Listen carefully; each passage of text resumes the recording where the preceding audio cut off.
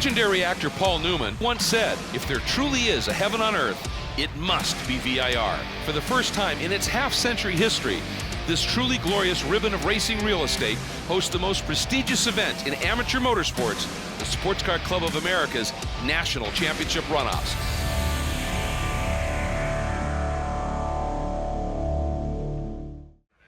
On a cool, brisk morning, Virginia International Raceway is about to go hot with the STU National Championship race at the 56th SCCA National Championship Runoffs. Good morning, everyone. I'm Ryan Marine. Andy Hollis alongside. STU, the next class to take to the track. And this figures to be a fascinating race, star-studded, especially at the front of the field, and 25 cars, Andy, about to do battle on one of the great road courses in North America. Indeed. Great class here. These are late model production-based cars, as we've seen in the touring category, but with way more extensive modifications. We'll see wings and spoilers on them for some aero downforce.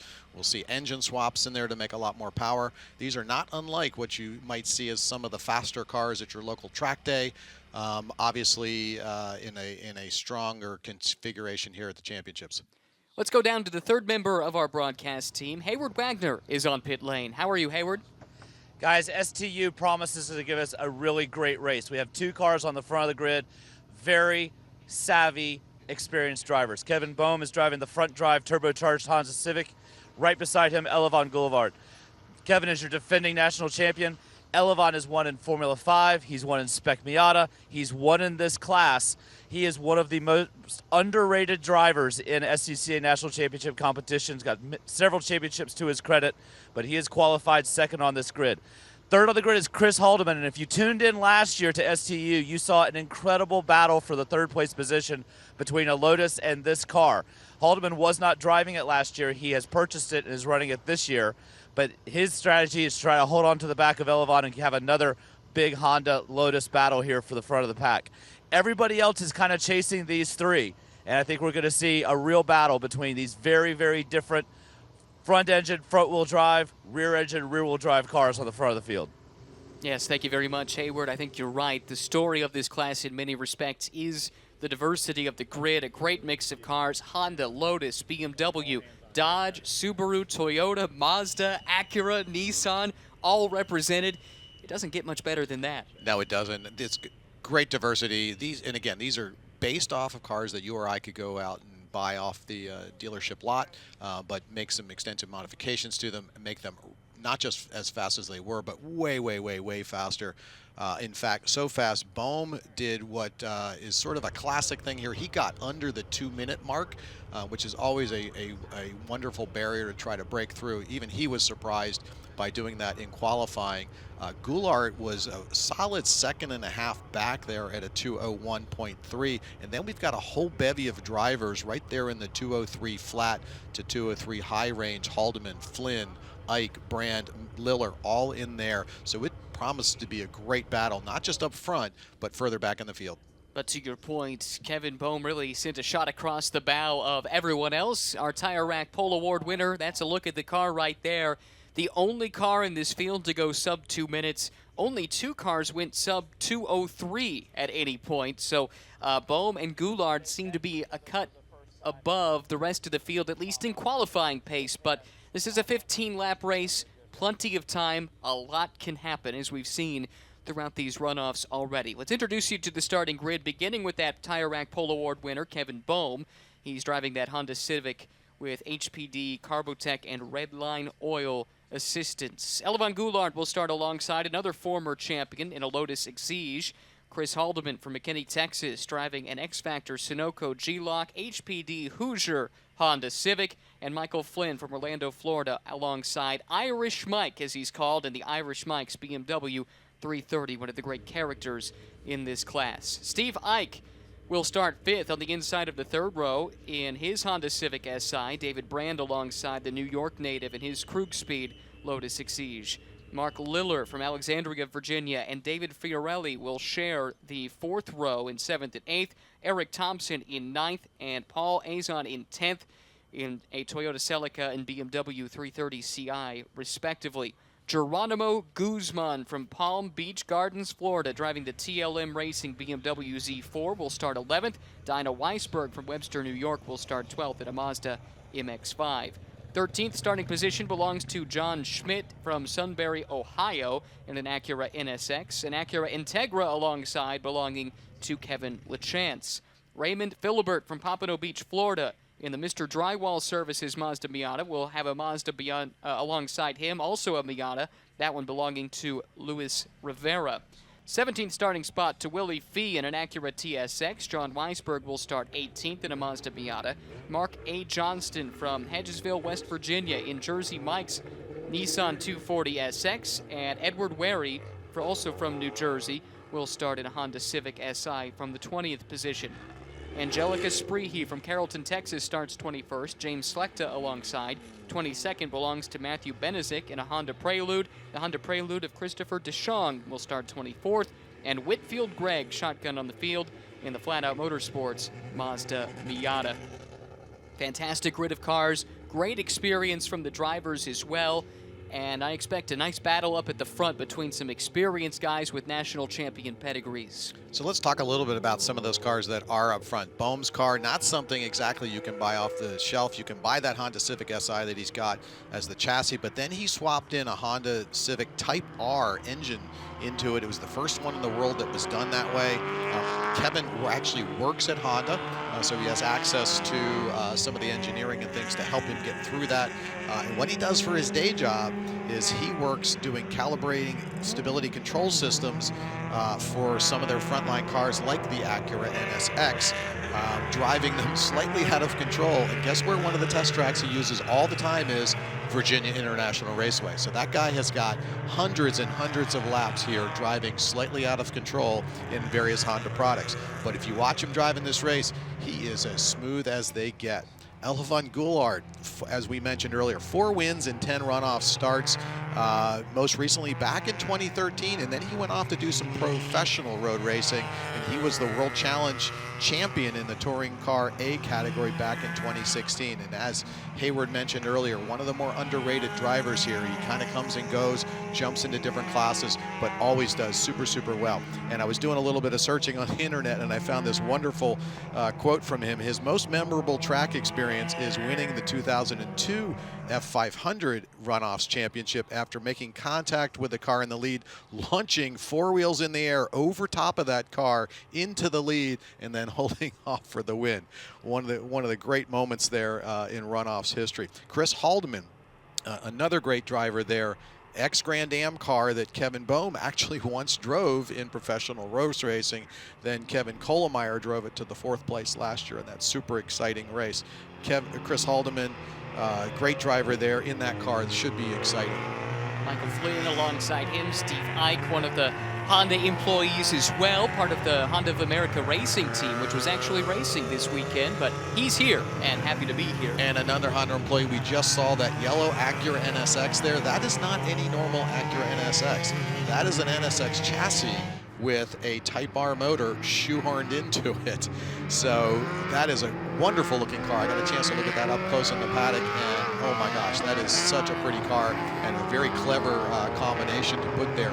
Theoretically ought to be faster than Bohm's car, but it's still very, very early in development. Some very unique cars. That's one of the draws of this event. You see things here, cars, combinations of powertrain and chassis that you just don't see anywhere else, and then you see them get put through the paces in a very intense environment. 15 laps, 40 minutes, whichever comes first, that will be the race distance, and at the end we will crown a national champion in STU, and that prize, that gold medal, it is coveted. The whole year, in many respects, builds to this moment. It sure is. We have over 600 drivers in this event, and obviously all their crew members, so you've got well over 1,000 people here, all very passionate amateur motorsports enthusiasts. It doesn't mean they do things in an unprofessional way, though. Bohm is a great example of that. He's a highly trained engineer, super methodical. I spent some time over there watching him go through his process every single day, very methodical. Goulart the same way. That's how these guys get to the pointy end of this field, is by acting professional, even though they don't do this for a living. They're just very, very passionate about driving to the limit. The field starting to come into that 2x2 alignment. Kevin Bohm and Elvin Goulart, the front row. Bohm to the right, Goulart to the left in the yellow Lotus. Got word that they had never met each other before meeting on the grid just a few minutes ago. Shook hands, wished each other a good race, and I suspect they'll get to know each other pretty well over the next 15 laps. Field in perfect alignment. Coming down the front straightaway, you see the Camaro pace car with the 75th anniversary SCCA livery has pulled into the pits, waiting for the green flag, and Goulart gets a nice jump. Bohm trying to answer on the inside, and further back, the field starting to fan out a little bit. It's 3 wide at the front, at least for a moment. Bohm, though, has the advantage, the preferred inside line here. Goulart, though, doesn't care. He takes that outside lane, and now he's in prime position for this next sequence of corners. And this is most likely due to tire choice. So Bohm, you see those rear tires, he is running the harder R compound or R7 compound of those Hoosier tires that they're both on. Goulart, on the other hand, driving the softer A compound. They come in much faster. That's a more well-balanced car, unlike the front-wheel drive car of Bohm. So Goulart able to use that tire advantage. Bohm is going to take some time as we've got a car running off towards the back there. We'll try to get a number on that shortly. I'm not sure who that was, but now we see the car rejoining. That's the good news. It looks like 165, that's Thompson, who is sent to start at the 9th spot. Eric Thompson in that Toyota Celica. Good to see back on track, but has a lot of work to do to try and regain some of the lost ground right there. Here's another one of those Lotus machines. That's a good-looking vehicle. David Brand behind the wheel from the New York area. Yeah, both of those cars out of the Krug's stable, lined up next to each other there in the tent there in the paddock. As Bohm starting to work his way back. Goulart had pulled a gap early on there and already trying to make the pass for the lead. Boy, that didn't last any longer. Into the lead, down that long backstretch, showing the power of that Type R powered Honda Civic Si. As you can see, Goulart, though, a little quicker on the handling bits. And again, those tires of Bohm probably just now starting to get comfortable in the back.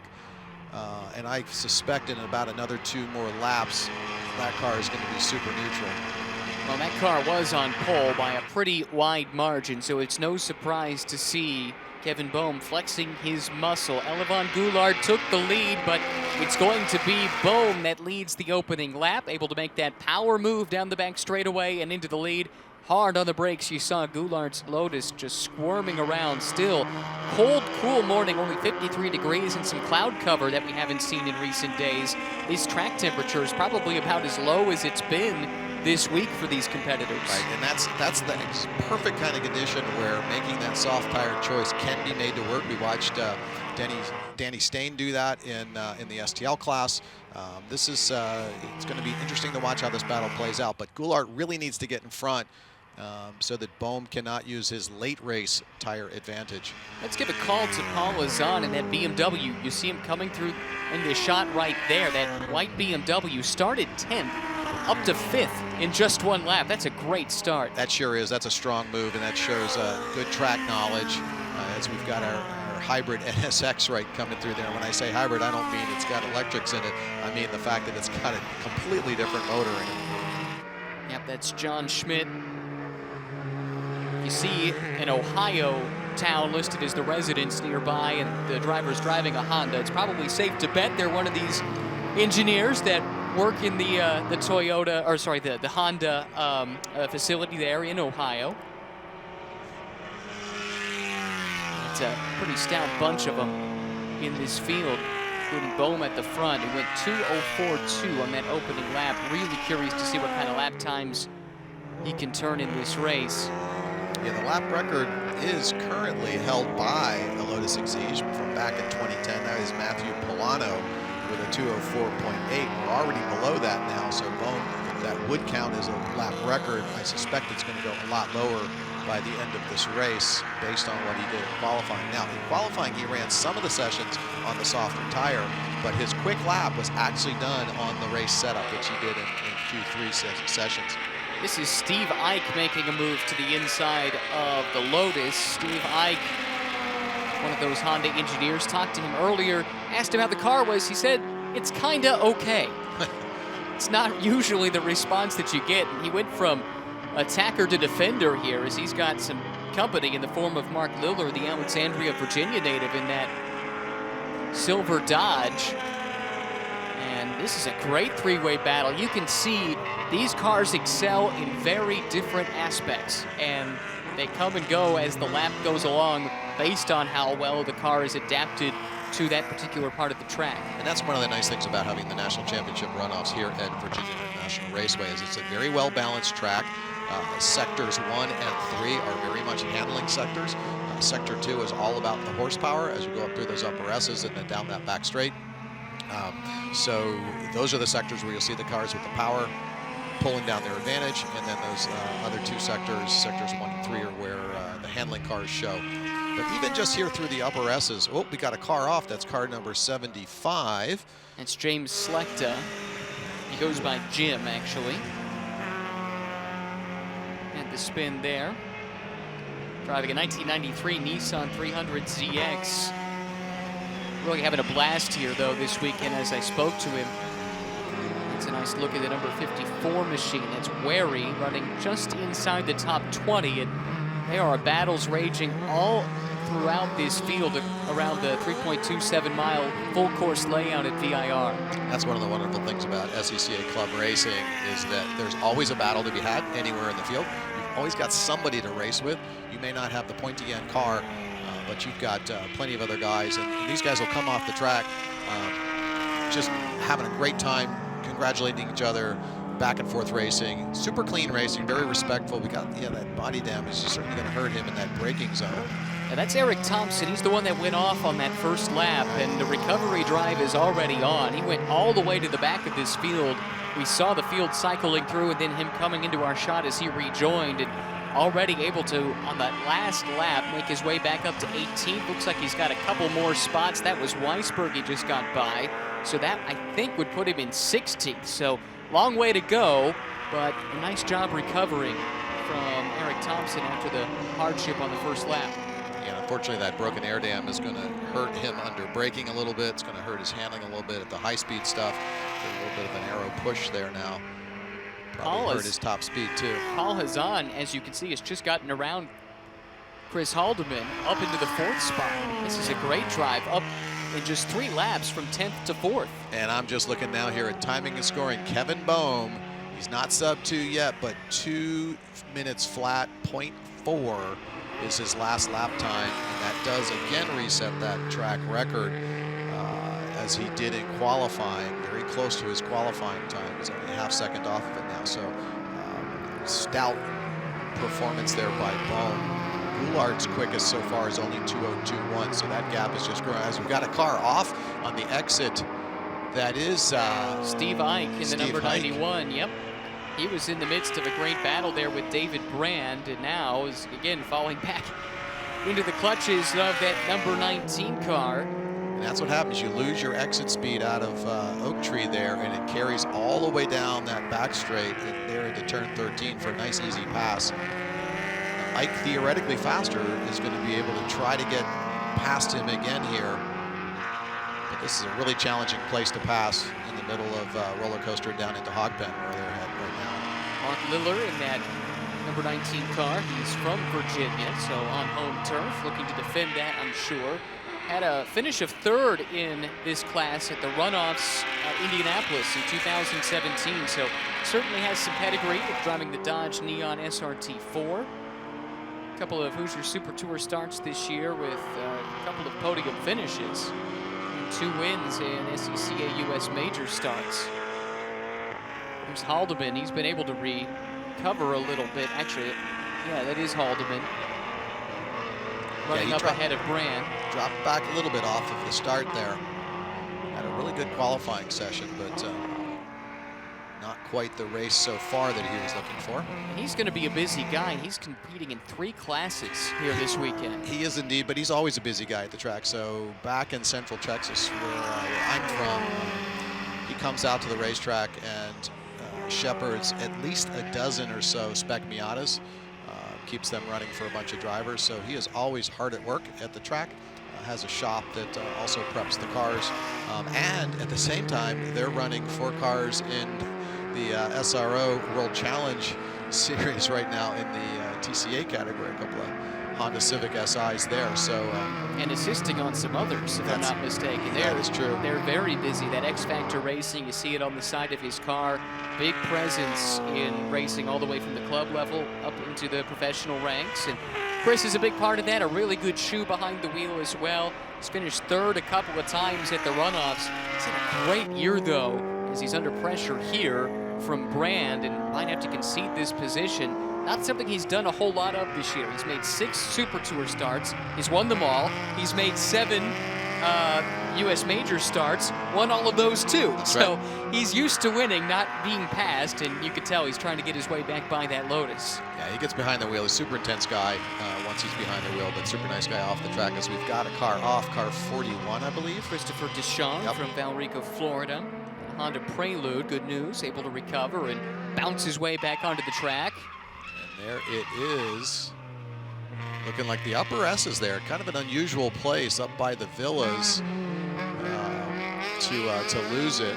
Perhaps took that last apex curb a little too strong and bounced the car over it. That drivers try to take that section, the upper S's. They keep their foot flat to the floor and they're looking to try to straight line it as much as possible in order to cut the distance. But sometimes when you do that, you run over the backside of the curb and you do what they call ditch hooking, which grabs the rim on the inside edge of that curbing and it will toss your car quickly.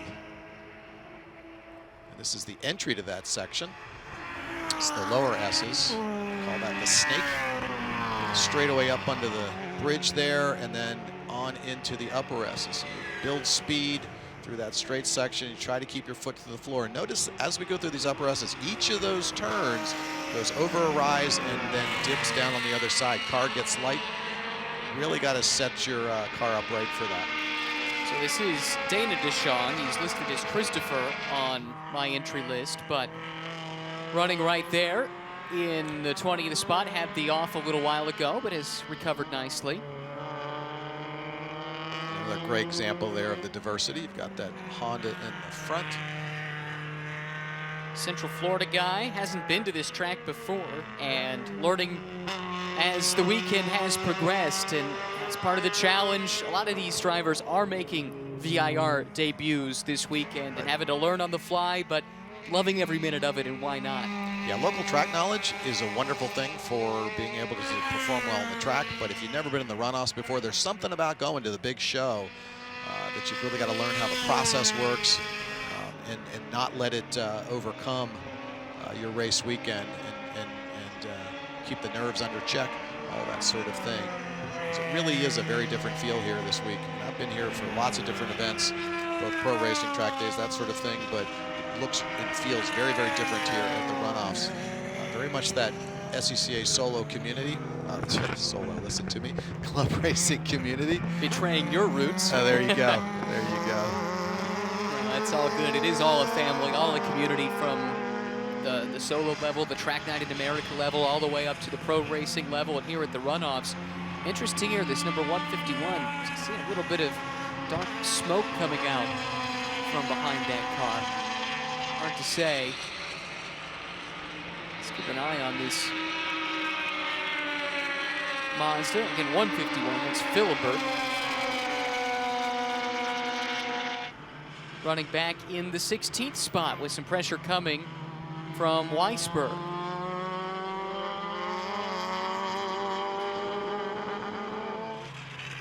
Nine laps to go here in this race. By the way, if you're wondering what's happening up front, Kevin Bohm is doing what he set out to do, which is to say, setting down blisteringly fast laps, one after the other, and has built now a 9-second lead over Elie van Goulaert. It's another 6 seconds back to Flynn. We got a replay coming here. It looks like our 4th place runner, Paul Azan, had a bit of a moment. Let's take a look. Oh boy.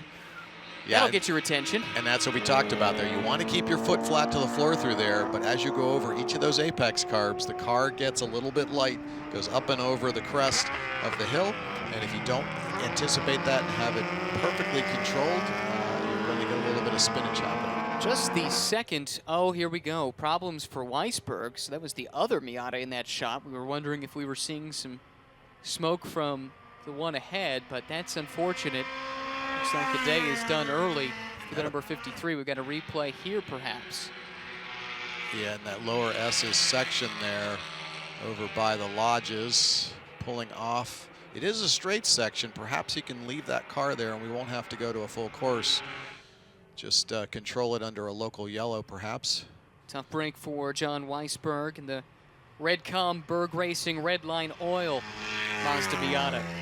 Pulled off the track there as we take a look at our second place runner, Elivan Goulart. You mentioned his pro racing pedigree. Actually just picked up his first GT4 race win recently. I think that was the last round at Road America in the SRO's GT4 America Championship.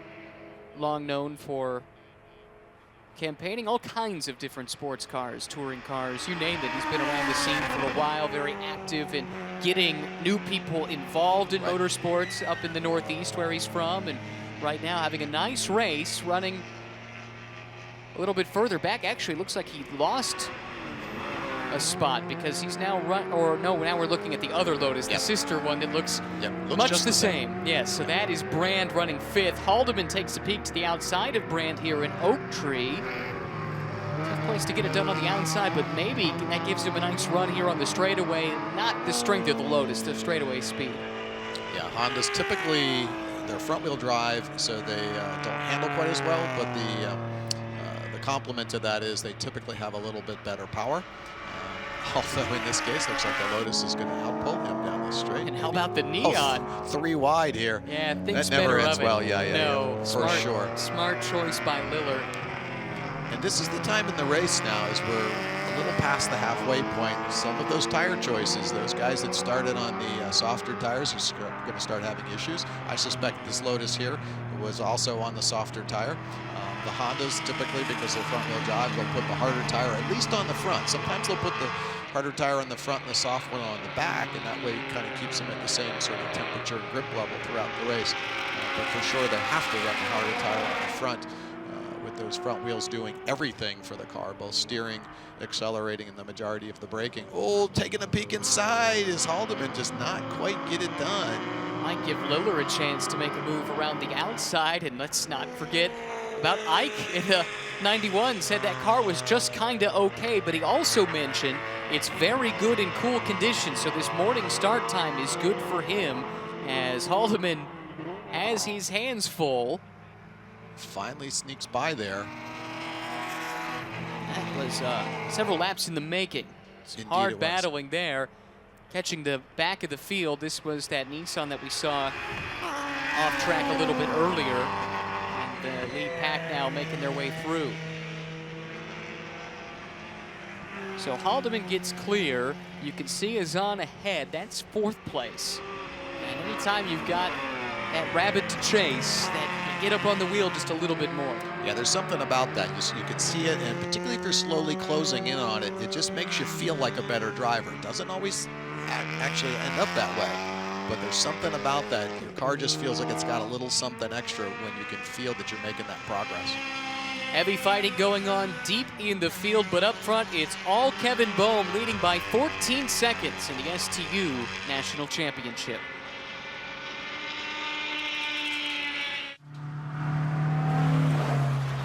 Janice.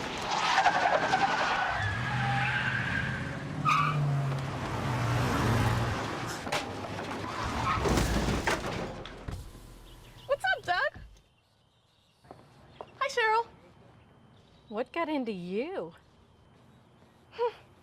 At Sunoco, we know how to fuel peak performance. We've been doing it for American racing for over 50 years. Fuel your best.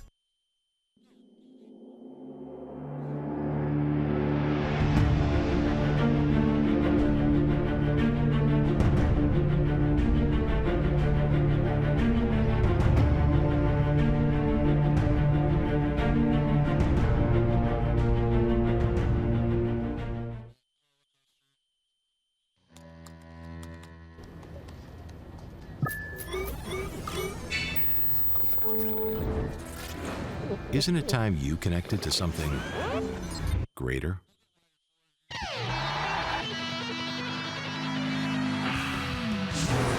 Sometimes the best way to connect is to disconnect. This moment of escape was brought to you by Haggerty, for people who love cars.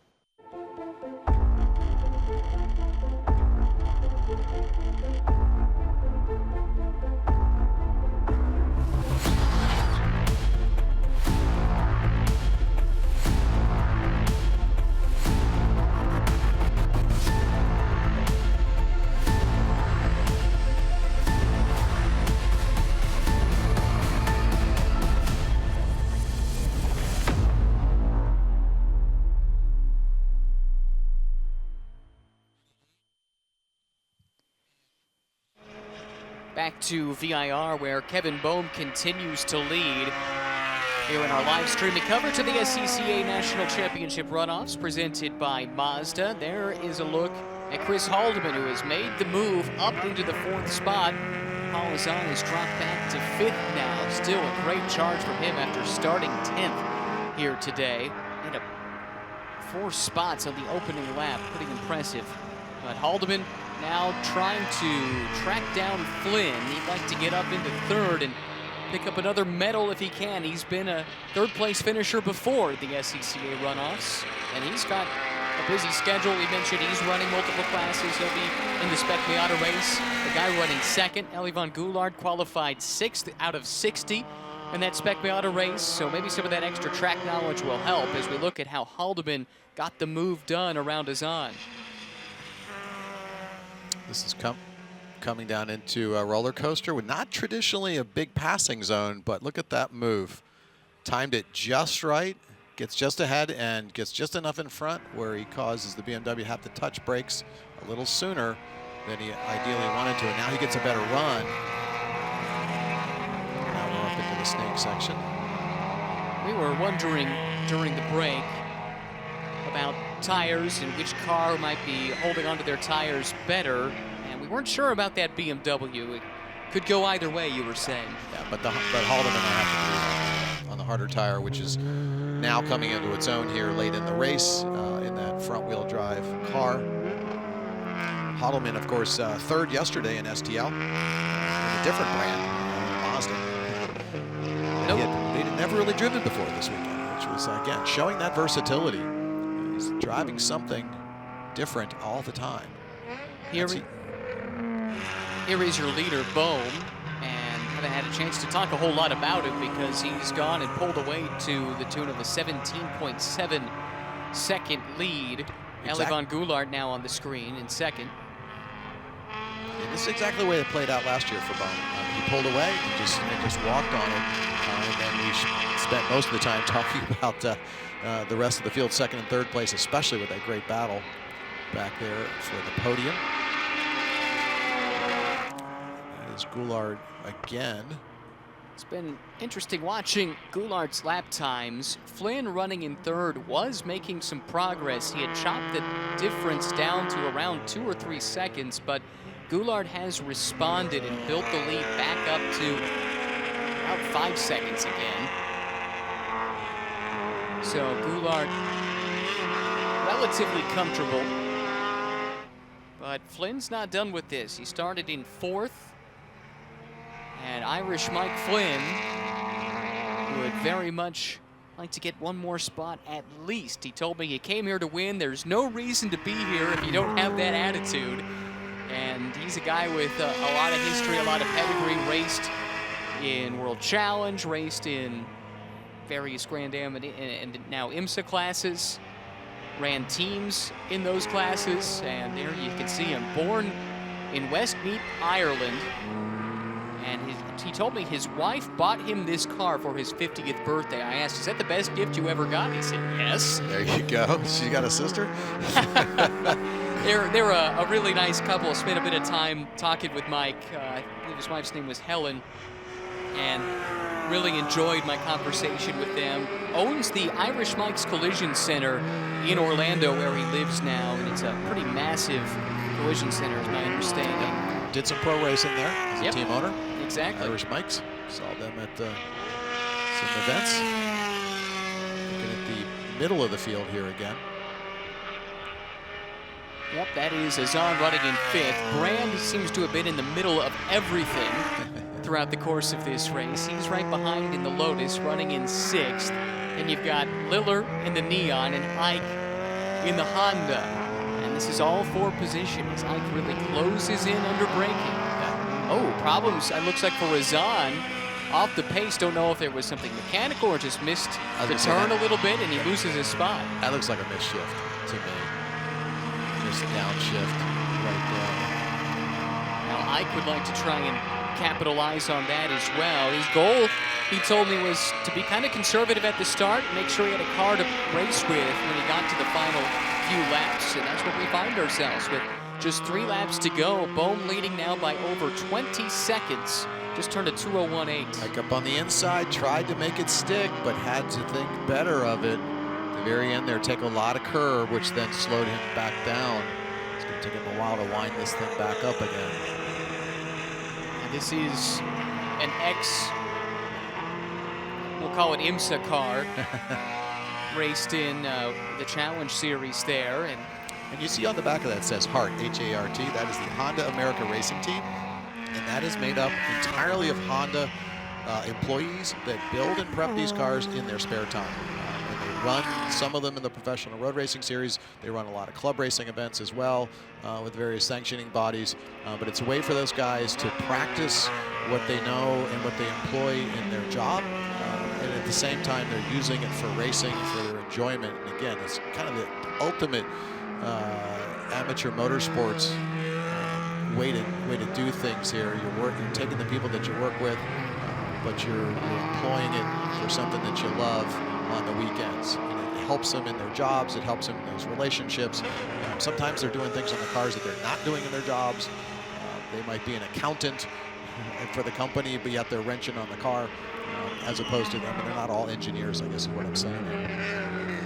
this is further back in the field. Benezik running in 19th in the 08. The car ahead, the 118 is Spreehe. And this just goes to show, no matter where you look in this field, you've got battles that are meaningful for their respective participants. Angelica Spreehe in the 118 trying to hold off Matthew Benezik. With just 2 laps to go. Nice run here. And looks like Benezik's going to be able to get this done even before the braking zone. Well before. And we're looking there in the back. That is Kevin Bohm again. And Kevin got in this year on the Champions Provisional. He's actually been doing quite a bit of time attack events. And if you'll notice the number board on there, that is from Grid Life. SCCA and Grid Life are members of the NATA working together to advance time attack as a motorsports event. Grid Life kind of part social event, part DE, kind of driver education event, track day sort of thing, but a lot of competition there. They've got some wheel-to-wheel. They've got a lot of time attack going on there. Kevin, a big participant in that this year, and that is the number board that he sports on the side of that car from that SCCA working together with Grid Life to advance the time attack regime. Well, it's been working for him. Oh, for sure. Only driver under the 2-minute mark in qualifying. Hasn't needed to dip down that far. I wonder if he could have had the need arisen. His best lap still very fast. 2 minutes, .483. Over a second faster than anybody else has been able to turn in this race. Really, really impressive. Yeah, well, and the thing is, you don't really want to dial it back.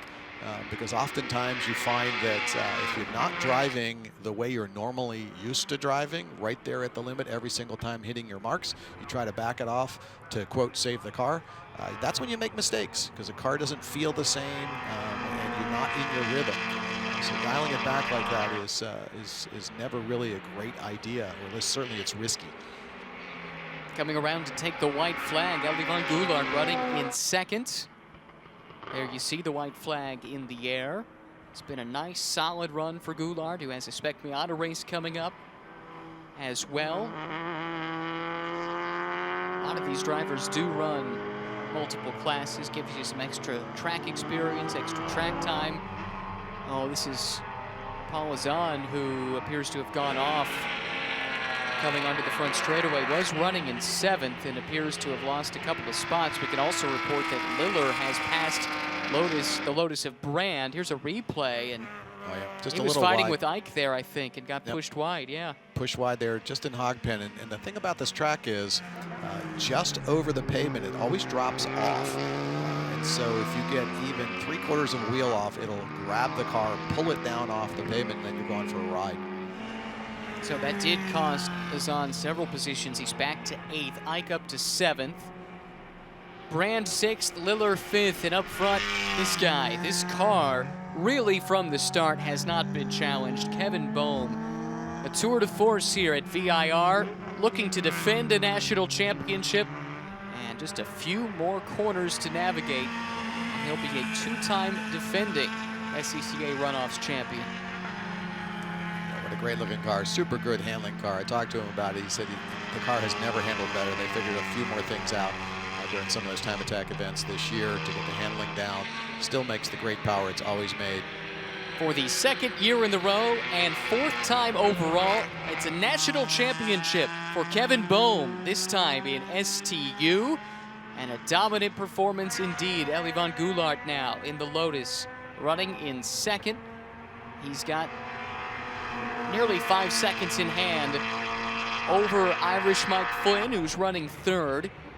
A solid, quiet run for Eli van Goulaert, but it will result in a medal.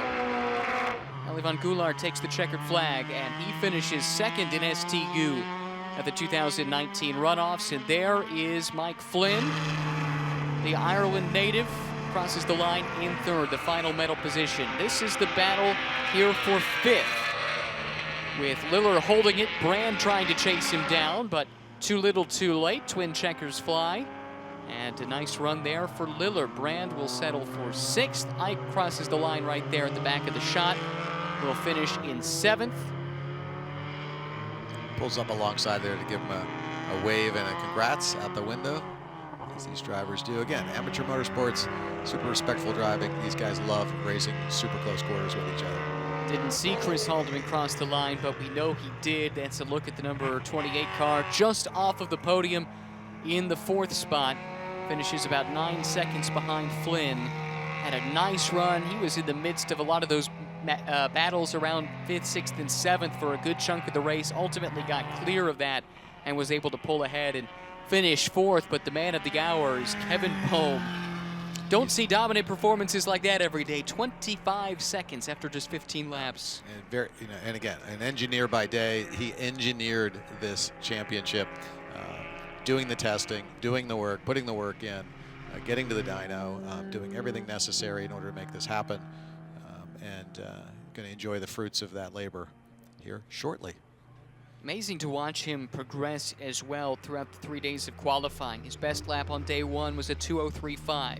Was able to cut nearly 3 seconds off of that by day 2 and did a 2.967 and then broke that 2-minute barrier by day 3. Yeah, the reason for that, though, was because he got in on the Champions Provisional. He was at the back of the grid in his very first qualifying session, so really that was more about moving up, and they were in a very packed session there, so he just needed to move up to kind of mid-pack, and then in Q2 he was able to finally move all the way to the front, and then for Q3 he started at the front and was able to lay down those super quick laps. One of the nuances of this unique qualifying format for the runoffs, and he was able to work his way through all of that and defend the national championship. It's not an easy thing to do. Opposite sides of the country, from Sonoma last year to here, very different track in a lot of respects. Yeah, last year he had never been there before. Here's a track that he's got hundreds and hundreds of laps on. So there were certainly differences from a year ago to today, but one thing remains the same, and that's Kevin Bohm in victory lane. We'll let him get the helmet off, and our man Hayward will be down there to talk to our now 2-time defending champion, Kevin Bohm, in victory lane at VIR, a national champion here at the runoffs. Hayward, what does he have to say? Kevin, it always looks easy to us, and you always tell us that it wasn't quite as easy as it looked. 2 years in a row, led every lap. How satisfying is this? Well, I think this year's the first year I get to say that one. I don't want to call it easy, but it just everything went to plan. So I kind of expected for Elevon to get a better start with this car being so light and handling so good. So I almost had a big slide in turn 3. I was very lucky to be able to gather that up and kind of just tried to relax and give a little bit more time for the tires to come in, and then just went to work from there. Last year we were at Sonoma. You've now won on both sides of the country. This is more of a home track for you. What is it like to win here at VIR for you? I think this is my favorite one.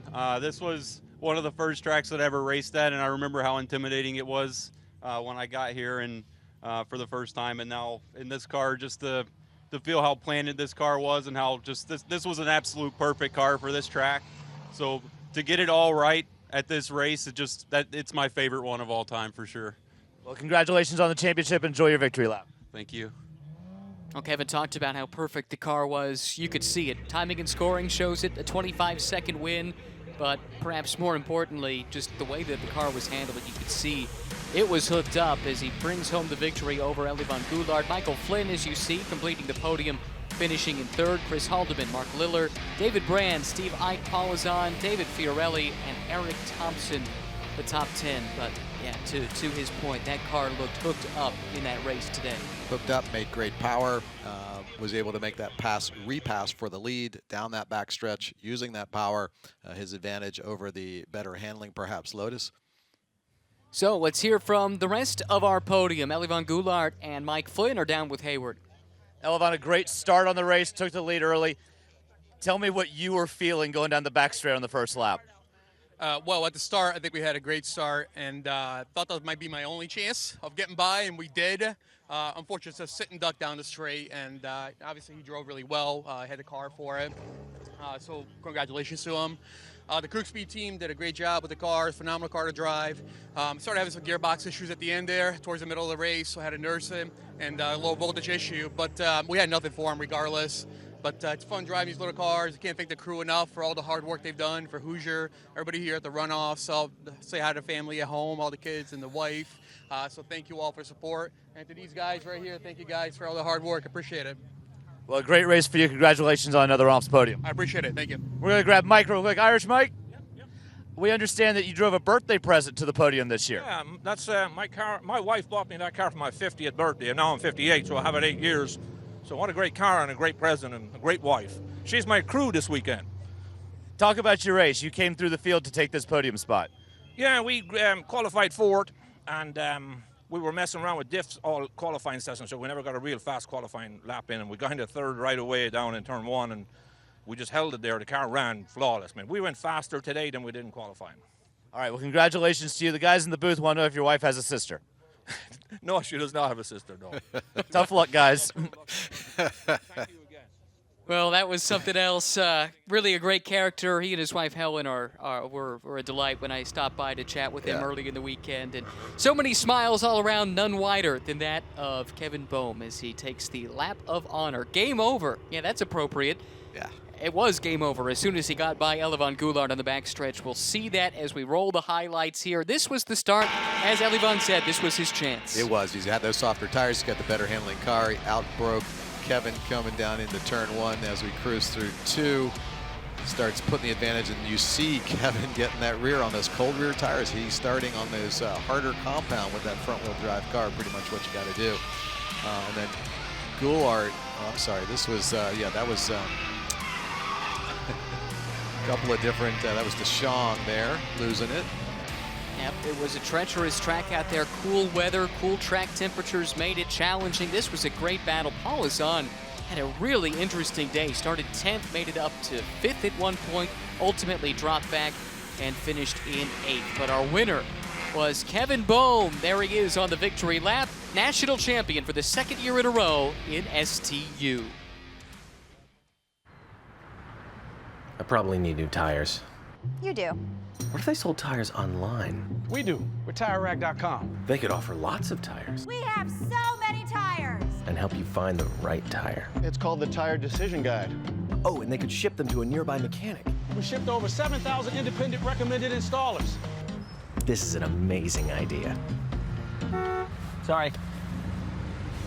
TireRack.com, the way tire buying should be.